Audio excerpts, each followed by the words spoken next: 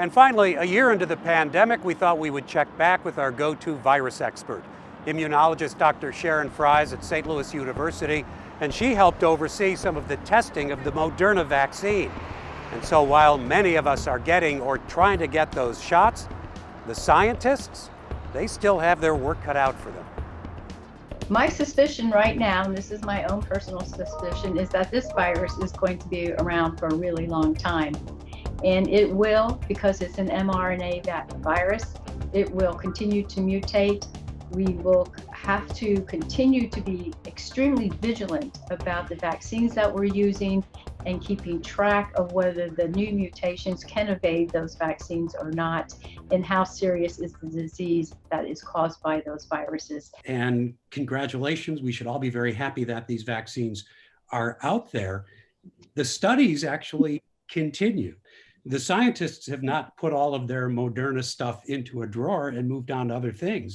That's right, Jim. So basically what's happening right now is that some of the companies are looking at pediatrics, the pediatric population in children. Do these vaccines work in children? The answer is most likely yes. The question really is what dose do we need to use for children, and what age groups, what brackets do we have to consider changing that dose?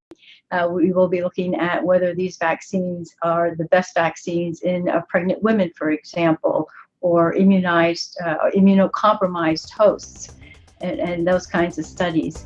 So those studies will keep going on. Other studies that will continue will be looking at whether or not these vaccines in their current state are effective against these constantly changing mutated viruses. And then like flu, for example, we need to figure out next year which will be the most significant circulating strains. It may come to that with a coronavirus.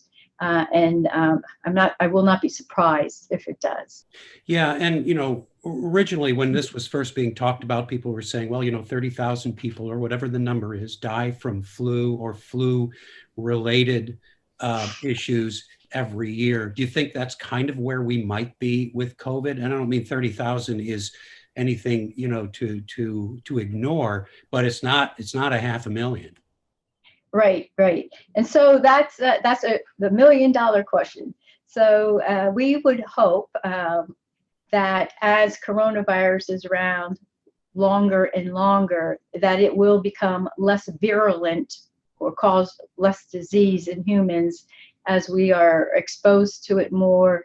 We are vaccinated against, become vaccinated every year. We'll build more and more diverse antibody responses, and that the virus itself will become less virulent.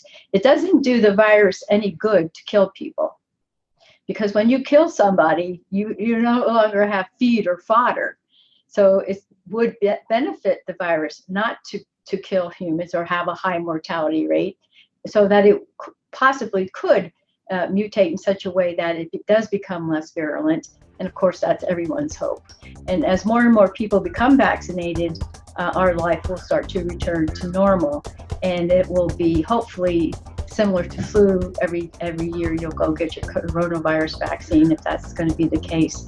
And we will be able to carry on just like we did with influenza.